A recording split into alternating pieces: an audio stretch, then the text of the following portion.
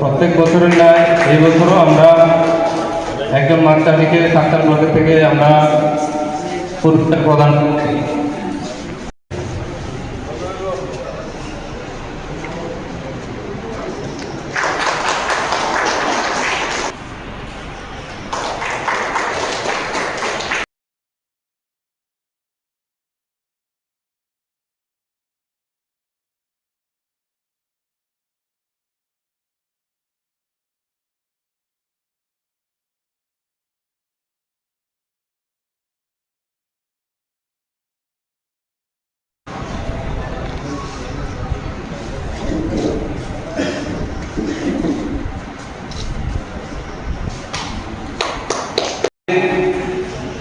প্রাকৃতিক দুর্যোগের মধ্যেও আমাদের মৎস্যচাষী ভাই বোনেরা এখানে উপস্থিত হয়েছেন, তার জন্য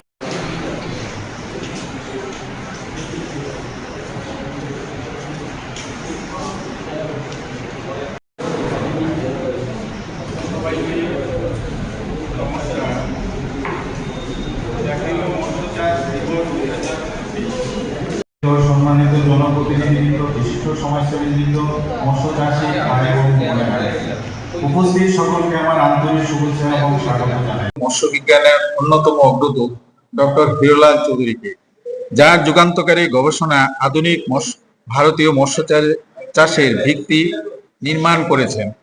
স্বাধীনতার পর ভারতের সামান্য খাদ্য উৎপাদনের বৃদ্ধি, গ্রামীণ কর্মসংস্থান সৃষ্টি, কৃষিভিত্তিক অর্থনীতিকে শক্তিশালী করার মতো বহু গুরুত্বপূর্ণ চ্যালেঞ্জ ছিল।